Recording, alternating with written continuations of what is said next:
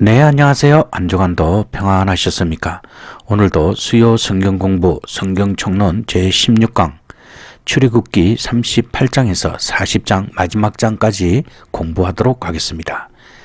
여기에는 성막의 완성과 그리고 하나님께서 영광 가운데 임재하는 내용이 나와 있습니다. 출애굽기 38장을 먼저 보도록 하겠습니다. 출애굽기 38장에서도 성막의 기구 제작이 계속되고 있습니다. 그리고 성막의 뜰을 조성합니다. 이는 출애굽기 25장에서 31장에는 없는 부분으로 성막 제작의 물품 목록을 소개합니다. 번제단과 물두멍이 제작되는데 이 두 기구는 성막의 뜰 안에 놓여진 것들이었습니다. 또한 성막의 비용은 사람의 상상을 초월하는 매우 놀라운 것입니다. 1. 번제단과 물두멍. 첫 번째 번제단. 부사렐은 이어서 번제단을 만들었습니다. 번제단은 장과 광이 5규빗으로 한 규빗은 약 45cm입니다. 네모 반듯하고 고가 3규빗 되는 조각목으로 만들어졌습니다. 그 네 기퉁에는 뿔을 만들고 단은 놋으로 쌌습니다. 단의 모든 기구들은 놋으로 만들고 놋 그물 네 모퉁이에는 채를 깰 고리를 만들고 채를 조각목으로 만들어 놋으로 쌌습니다. 번제단의 뿔은 희생제물의 피를 발랐으며 이 뿔은 피난처로 이용되기도 했습니다. 두 번째 물두멍. 부사렐은 또한 놋으로 물두멍을 만들고 그 받침도 놋으로 만들었습니다. 이 물두멍은 회막문에서 수종드는 여인들의 거울로 만들었습니다. 물두멍은 성전에서 수종드는 여인들의 거울 역할을 했으며 또한 하나님께 제사를 드리기 전에 반드시 자기의 안팎을 씻어야 함을 깨워주는 역할도 했습니다. 이 장막의 뜰, 첫째 세마포 포장. 뜰의 형태는 직사각형의 외벽으로 봇 받침과 은갈고리와 가름대로 이어진 남편 20, 북편 20, 서편 10의 기둥들에 의해 지지되고 그 위에 걸린 세마포 포장으로 만들어졌습니다. 동편 입구의 폭은 20규빗이었습니다. 기둥셋은 입구 양편의 포장을 지지하는 역할을 했습니다. 이 기둥들의 간격은 남북서와 마찬가지로 5규빗이었습니다. 둘째 뜰의 문장. 지성소와 성소로 들어가는 장과 같이 뜰문의 장도 청색, 자색, 홍색 실과 가늘게 본 배실로 순호와 짰습니다. 이 포장의 장은 20규빗이었고 광과고는 5규빗이었습니다. 그 기둥은 넷인데 그 받침은 놋이고 갈고리와 머리 싸개와 가름되는 은이었습니다. 성소의 장이 5기둥에 매달린 데에 비해 뜰의 장은 4기둥에 메어졌다는 것이 차이점이라고 할 수 있습니다. 3. 성막에 소용된 비용. 첫째, 정금악을 위하여. 이스라엘 백성들이 하나님께 드린 예물과 재료들의 목록이 아론의 막내 아들 이다말의 주관하에 레위 사람에 의해 집계가 되었습니다. 그것은 매우 철저하게 기록되어졌음을 알 수가 있습니다. 이 또한 모세의 명대로 되어졌음을 분명히 하고 있습니다. 이는 성막 곧 정금악을 위하여 헌신하였던 레위 사람들의 모습이기도 합니다. 둘째, 부사렐과 오홀리압의 순종. 부사렐 또한 여호와께서 모세에게 명한 대로 모든 것을 만들었습니다. 그와 함께 하였던 오홀리압은 재능이 있어서 조각하며 또 청색, 자색, 홍색 실과 가늘게 꼰 배실을 공교히 수놓는 일을 하였습니다.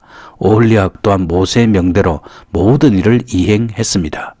그리고 하나님의 지혜로 일했던 많은 사람들이 있었습니다. 그들 또한 하나님의 말씀을 조차 순종하였습니다. 계속해서 강조되고 있는 것은 바로 모세의 명대로 모든 일을 행했다는 사실입니다. 모세는 보다 철저하게 하나님 앞에 순종하려 했고 성막 건축의 모든 일을 행하였습니다. 셋째, 성막 건축 비용. 성막과 그 기물들을 만드는 데 쓰려고 모은 재료들의 총합은 대단히 감동적입니다. 그 양은 금이 1톤이 약간 더 들었고 거의 4톤의 은과 약 2.5톤의 놋이 쓰여졌습니다. 은 100달란트와 1775세겔은 모두 60만 3,350 반세겔이 됩니다. 이것은 20세 이상의 남자 60만 3,550명이 속전으로 정확히 반 세겔씩 각각 지불했음을 뜻하는 것입니다. 비록 성막에 외부 덮개인 해달의 가죽과 세마포 포장으로 인해 성막이 별것 아닌 것처럼 보일 수 있지만 성막 안의 화려함과 풍부한 금속류는 그들 가운데 거하시는 하나님의 거룩성과 영광과 존귀를 나타냈습니다. 또한 우리가 알 수 있는 것은 성막은 백성들의 엄청난 헌신과 순종을 대변하는 것이며 하나님에 대한 이스라엘 백성의 감사를 기념하는 역할을 하고 있다는 사실입니다. 이스라엘 민족의 집회에서 모든 사람이 바치는 대표적인 예물인 은혜 성막에 휘장이 걸려 있다는 것은 매우 중요한 일인 것입니다.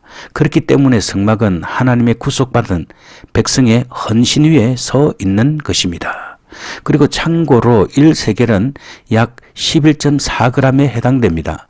따라서 29달란트와 730세겔을 오늘의 중량 단위로 환산하면 약 1000kg을 상회하는 분량입니다. 그리고 한 달란트는 보통 세겔로 환산할 경우 약 3000세겔, 즉 34kg 정도에 해당하는 중량이 됩니다. 이스라엘 백성들은 얼마 전까지도 애굽에서 종살이를 하였습니다. 그럼에도 불구하고 그들은 성막을 짓는 데 있어서 다른 누구의 힘도 필요로 하지 않았습니다.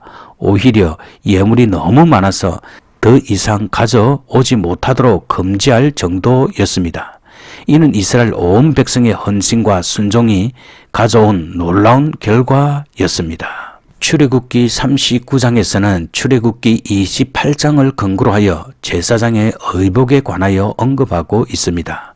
많은 부분이 반복되어 기록된 것을 보게 되는데 그러한 내용들은 이스라엘 역사에서 이 일이 차지하는 신성하고 엄숙한 성격을 다시 한번 강조하는 것이기 때문입니다. 아울러 모세가 하나님의 지시에 철저히 순종하였다는 사실을 여러 번 강조하고 있습니다. 1. 제사장의 복장. 첫째, 에봇. 제사장의 옷에는 에봇과 흉패와 에봇 받침 긴 옷과 잡다한 옷들과 새긴 관이 포함되어 있습니다. 또한 출애굽기 39장에서는 기록되어 있지 않지만 우림과 둠밈이 있습니다. 에봇은 조끼 모양의 옷으로 대제사장의 복장 중 가슴 쪽을 가리는 것과 등을 가리는 두 조각의 천으로 되어 있습니다. 에봇은 금실과 청색, 자색, 홍색 실과 가늘게 꼰 배실로 만들었습니다. 또한 견대를 만들었는데 견대에는 에봇 두 조각을 연결하는 양쪽 어깨끈을 일컫는 것입니다. 에봇 위에는 에봇을 매는 띠를 에봇과 같은 모양으로 금실과 청색, 자색, 홍색 실과 가늘게 꼰 배실로 에봇에 붙여 짰습니다. 그들은 또한 호마노를 깎아 금태에 물린 인을 새김같이 이스라엘의 아들들의 이름을 그것에 새겨 에봇 견대에 달아 이스라엘 자손의 기념 보석을 삼았습니다. 둘째, 흉패. 흉패의 모형은 가로 세로가 각 한 뼘씩 되는 정방향형으로 12개의 보석이 3개씩 4줄로 박혀 있습니다. 흉패에는 공교히 짜여져 있고 에봇과 같은 모양으로 금실과 청색, 자색, 홍색 실과 가늘게 꼰 배실로 하였습니다. 그리고 흉패에 물린 보석에도 이스라엘 아들들의 이름, 곧 그들의 이름대로 12이름을 인을 새김같이 12지파의 이름을 새겼습니다. 그리고 보석을 받은 흉패에는 금사슬 2개, 금태 2, 금고리 6을 부착했습니다. 그리고는 청색 끈으로 흉패를 에봇에 단단히 잡아 맸습니다. 셋째, 에봇 받침 긴 옷. 에봇 받침 긴 옷은 출애굽기 28장 4절에서 겉옷으로 표현되는 두루마기처럼 생긴 긴 청색 옷입니다. 이 에봇 받침 긴 옷은 모두 청색으로 짰습니다. 옷의 두 어깨 사이에는 구멍을 내고 그 구멍 주위에 깃을 짜서 찢어지지 않게 하고 청색, 자색, 홍색 실과 가는 배실로 그 옷 가장자리에 석류를 수놓았습니다. 또한 정금으로 방울을 만들어 옷 가장자리를 돌아가며 석류 사이사이에 달았습니다. 이 또한 여호와께서 모세에게 명한 대로 하였습니다. 넷째, 제사장이 입는 다양한 옷들과 새긴 관. 그들은 또한 가는 배로 아론과 그 아들들의 속옷을 짓고 세마포로 두근을 짓고 세마포로 빛난 판을 짓고 가는 배실로 짜서 세마포 고의들을 만들었습니다.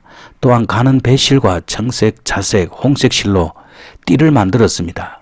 제사장의 예복 중에 두근은 보자기 같은 것으로 쌓여진 것을 뜻합니다. 관은 제사장의 의복을 가리키는 특수한 용어였습니다. 대제사장의 복장과 구별되는 대제사장은 에봇, 흉패, 금패를 더 착용했던 것입니다.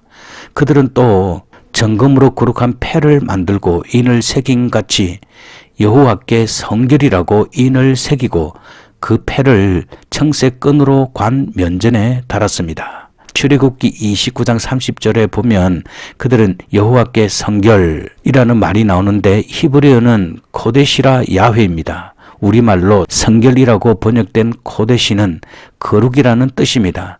따라서 직역하면 여호와께 거룩 혹은 여호와를 향한 거룩이 됩니다. 대제사장의 의복은 여러 가지 장식과 보석 등으로 꾸며져 일반 의복과 완전히 구별되었는데 그 목적이 사람들 앞에서 나타내기 위한 것이 아니라 하나님을 향한 그 심을 일깨우기 위해 이 같은 글을 새겼을 것입니다. 또한 대제사장은 여호와께 제물을 드리는 자이니 그가 그 제물의 죄책을 담당해야 함을 일깨워주기 위해서였을 것입니다. 왜냐하면 아담의 범죄 이래 만물은 인류와 함께 죄로 오염되었으므로 그대로는 하나님께 바칠 수 없었습니다. 그래서 여호와 앞에서 성결함을 보장받은 대제사장이 이를 책임지고 바쳐야 했습니다. 참고 성경은 출애굽기 28장 38절입니다. 따라서 대제사장은 장차 온 인류와 만물의 죄책을 담당하실 그리스도를 예표합니다. 이 성막의 완성, 첫째, 모든 역사를 마침 이스라엘 자손은 성막의 모든 역사를 여호와께서 모세에게 명한 대로 다 행했습니다. 그리고 그들은 그 모든 성막의 기물들을 모세에게로 가져왔습니다. 곧 막과 그 모든 기구와 갈고리들과 널판들과 그 띠들과 기둥들과 받침들이었습니다. 또한 붉은 물들인 수양의 가죽 덮개와 해달의 가죽 덮개와 가리우는 장과 정거개와 그 채들과 속죄소와 상과 그 모든 기구와 진설병과 정금 등대와 그 장과 버려놓은 등장과 그 모든 기구와 등류들이었습니다. 이어서 금당과 관유와 향기로운 향과 장막 문장과 놋당과 놋그릇과 그 채들과 그 모든 기구 그리고 물두멍과 그 받침과 뜰의 포장들과 그 기둥들과 그 받침들과 뜰문의 장과 그 줄들과 그 말뚝들과 회막의 소용 곧 성막의 모든 기구와 마지막으로 성소에 섬기기 위한 정교한 옷 곧 제사 직분을 행할 때에 입는 제사장 아론의 옷과 그 아들들의 옷이었습니다. 둘째, 모세의 축복. 이 모든 것은 여호와께서 모세에게 명한 대로 이스라엘 백성이 순종하여 필한 것이었습니다. 모세는 이를 보고 매우 만족하였습니다. 그러므로 그는 수고한 모든 이들에게 축복을 했습니다. 그 내용이 출애굽기 39장 42절에서 43절 말씀에 나와 있습니다. 여호와께서 모세에게 명하신 대로 이스라엘 자손이 모든 역사를 필함에 모세가 그 필한 모든 것을 본적 여호와께서 명하신 대로 되었으며 그들에게 축복하였더라. 이 말씀은 우리들에게 모세의 두 가지 면을 보여주고 있습니다. 첫 번째는 하나님의 종으로서 책임을 다한 모세의 모습입니다. 그는 성막 제작에 대한 지시에서부터 제작 과정의 감독, 준공 확인에 이르기까지 철저하게 자신의 책임을 다하였습니다. 두 번째로는 하나님 제일주의를 고수하고 있는 모세의 모습입니다. 즉 그는 완성된 성막 기구를 검사함에 있어서 하나님께서 명하신 대로 되었는지를 기준으로 삼고 있는 것입니다. 그리고 출애굽기 39장 43절은 천지 창조가 끝났음을 기록한 창세기 1장 31절과 유사합니다. 즉 천지 창조가 끝났을 때 하나님께서는 그 지으신 만물을 보셨고 그것들은 하나님이 명하신 대로 되었으며 하나님께서는 만물과 인간을 축복하셨습니다. 모세 역시 모든 제조된 성막 물품을 보았고 그것들은 하나님이 명하신 대로 이루어졌으며 마지막으로 모세는 백성들을 축복하였습니다. 그러므로 여기서 모세는 하나님의 대표자로서 행동했음을 알 수 있고 나아가서 이 성막과 그 기구의 제조 과정은 또 하나의 창조라고 할 수 있는 것입니다. 즉 하나님을 예배하는 이스라엘이 이날에 새롭게 태어난 것이며 따라서 그것은 또 하나의 창조인 셈이 됩니다. 즉 타락 후 단절된 하나님과의 교제가 이 성막을 통하여 다시 회복되었는데 이 성막은 장차 오실 그리스도의 몸과 사역을 예표하고 있는 것입니다.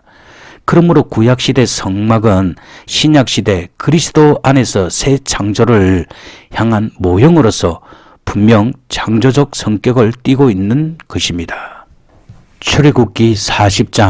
출애굽기 40장 1절에서 16절에서는 하나님께서 모세에게 성막의 배열에 관해 지시하시며 출애굽기 40장 17절에서 33절은 이 명령에 순종하여 모세가 실행함을 기록하고 있습니다. 성막의 완성을 눈앞에 두고 있는 이스라엘 백성들은 다시 한번 하나님의 말씀에 귀를 기울이게 됩니다. 그리고 순종하였습니다. 1. 성막의 봉헌식 규례. 첫째, 성막의 조립. 성막의 조립에 대한 지시는 성막의 내부에서부터 성막의 외부로 향하고 있습니다. 먼저 성막을 세우고 그 안에 전극궤를 들여놓고 성소와 지성소를 구분합니다. 그리고는 상을 들여놓고 그 위에 물품을 진설하고 등대를 들여 불을 켜고 금 향단을 전극궤 앞에 두고 성막문에 장을 다는 것입니다. 성소 내부의 모든 기구가 하나님께서 말씀하신 대로입니다. 또한 하나님께서는 번제단을 회막의 성막문 앞에 놓고 또 물두멍을 회당과 단 사이에 놓고 그 속에 물을 담게 하십니다. 또한 뜰 주위에 포장을 쳐서 외부의 형태를 갖추고 뜰문에 장을 달게 하셨습니다. 그리고 나서 하나님께서는 성막과 그 안에 있는 모든 것을 거룩하게 할 것을 명하십니다. 관유를 취하여 조립한 순서를 따라 기름을 발라 거룩하게 하는 것입니다. 전국교에서 물두멍에 이르기까지 모든 것을 거룩하게 해야 하는 것입니다. 둘째, 제사장 직분 성결식. 하나님께서 마지막으로 지시하신 것은 성소에서 하나님과 그 백성을 섬길 제사장 직분자, 즉 아론과 그 아들들의 씻음과 옷 입힘과 기름 부음인 것입니다. 제사장직 수행에 있어서 하나님께서는 구체적으로 다음 4가지를 지시하셨습니다. 첫째는 회막문으로 데려다가 물로 씻기라는 것입니다. 둘째, 거룩한 옷을 아론에게 입히고 기름을 부어 대제사장직을 수행하게 하라는 것입니다. 셋째로는 아론의 아들들에게 겉옷을 입히라는 것입니다. 마지막으로 아론의 아들들에게 기름을 부어 영구히 제사장으로 삼으라는 것입니다. 2. 성막 봉헌식. 첫째, 순서를 따라 성막을 세움. 모세는 하나님께서 명하신 대로 순서를 따라 성막을 세웠습니다. 그 순서를 살펴보면 성막을 세우고 전극궤를 들여놓고 휘장으로 성소와 지성소를 구분합니다. 이어 상을 들여놓고 등대를 놓습니다. 그리고 성막문에 휘장을 답니다. 성막문 밖뜰에 번제단을 놓고 회막과 번제단 사이에 물두멍을 비치합니다. 그리고 성막과 단 사면뜰에 세마포로 포장을 두릅니다. 그리고 마지막으로 뜰문의 입구에 휘장을 다는 것입니다. 둘째, 여호와의 명하신 대로 모든 것을 필하였습니다. 모세는 성막을 세우는 과정에서 그의 철저한 순종을 간증적으로 기록하고 있습니다. 성막을 세우고 제사장 직분을 성결케 하고 모든 것을 여호와께서 명하신 대로 필하였습니다. 출애굽 후 약 1년 만에 성막이 세워진 것입니다. 성막을 짓는 데 든 전체 비용은 이루 셀 수 없을 정도로 막대한 것이었습니다. 하지만 그 막대한 비용은 불과 얼마 전 노예 상태에서 건짐을 받은 가난한 백성 한 사람 한 사람이 하나님께 드린 예물이 모여 이루어진 결과이었습니다. 성막을 세운 날은 적절하게도 애굽에서 구원받은 지 1주년이 되는 날이었습니다. 참으로 감격스러운 일입니다. 3. 이스라엘 백성과 함께 하시는 하나님. 첫째, 여호와의 영광. 회막에 임한 하나님의 영광. 출애굽기 40장 34절과 35절입니다. 구름이 회막을 덮은 것은 모세가 하나님께서 명하신 모든 것을 완전히 다 이룬 상태, 즉 모세가 성막을 하나님께 바치고 아론 집안을 성결하게 한 후에 제사장의 직분을 감당한 후에 나타납니다. 이것은 참된 헌신의 결과로 얻어지는 하나님의 은혜와 사랑을 보여주고 있습니다. 구름이 회막에 덮임과 동시에 하나님의 영광이 성막에 충만하게 임합니다. 이것은 이스라엘과 함께 하시는 하나님을 묘사한 것입니다. 그런데 모세가 회막에 들어갈 수 없었습니다. 그 이유는 구름이 회막 위에 덮이고 여호와의 영광이 성막에 충만했기 때문입니다. 아무리 하나님과 대면했던 모세라 할지라도 하나님의 영광 앞에서는 인간의 죄성과 연약함을 발견할 수밖에 없었던 것입니다. 이제 회막은 하나님의 영광이 임한 거룩한 처소로 이스라엘 백성 가운데 자리 잡게 되었습니다. 그 회막이 가는 곳으로 이스라엘 백성은 따라가게 되는 것입니다. 그리고 하나님께서는 출애굽기 40장 36절에서 38절에 보면 이스라엘 자손을 낮에는 구름 기둥으로 밤에는 불 기둥으로 인도하시게 됩니다. 성막을 덮었던 구름이 성막 위로 떠올라 움직이기 시작하면 이스라엘 자손이 그 모든 행하는 길에 앞으로 발행하였습니다. 즉 출발하였습니다. 하지만 구름이 떠오르지 않을 때는 떠오르는 날까지 몇 날이고 기다리며 발행하지 아니하였습니다. 이것은 하나님의 인도하심에 온전히 맡기는 모습을 보여주는 것입니다. 성막으로 보여준 이스라엘의 헌신과 복종이 계속되고 있음을 알 수 있습니다. 이스라엘 백성이 육안으로 볼 수 있는 여호와의 구름이 낮에는 성막 위에 있게 됩니다. 하지만 밤에는 구름이 육안으로 보이지는 않지만 그 구름 속에 불이 있음을 보게 됩니다. 그 구름과 불의 크기는 이스라엘의 온 족속이 그 모든 행하는 길에서 친히 볼 수 있을 정도로 컸음을 알 수 있습니다.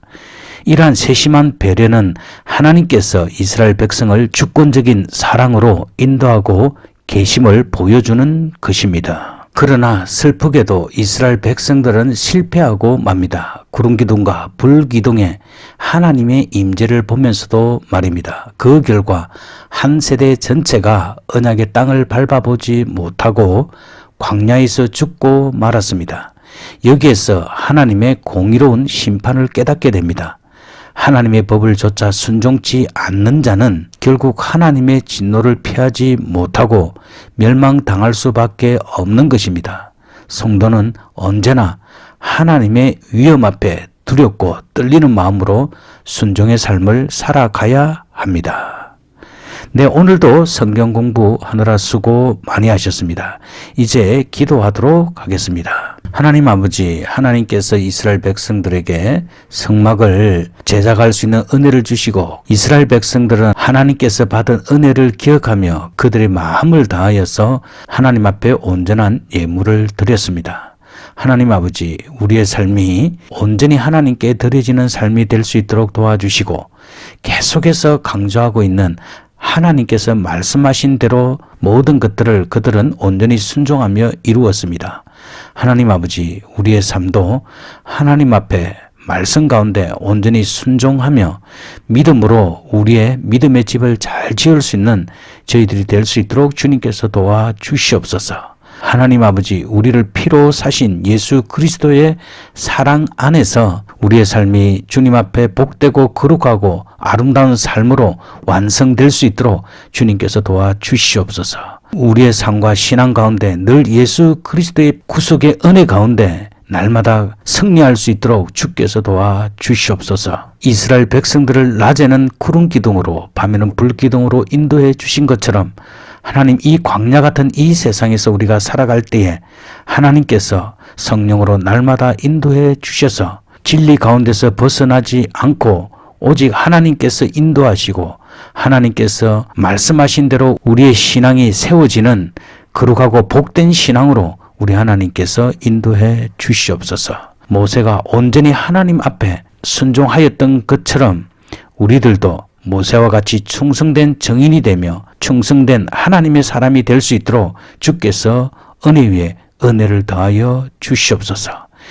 하나님 아버지, 이스라엘 백성들의 그 실패를 거울로 삼아 우리가 이 세상을 살아갈 때 항상 하나님 말씀 가운데 우리 자신을 잘 비춰보아서 하나님, 우리는 진리 가운데 승리할 수 있는 삶이 될 수 있도록 주께서 도와주시옵소서. 감사드리며 예수님이 귀하신 이름으로 기도드립니다. 아멘.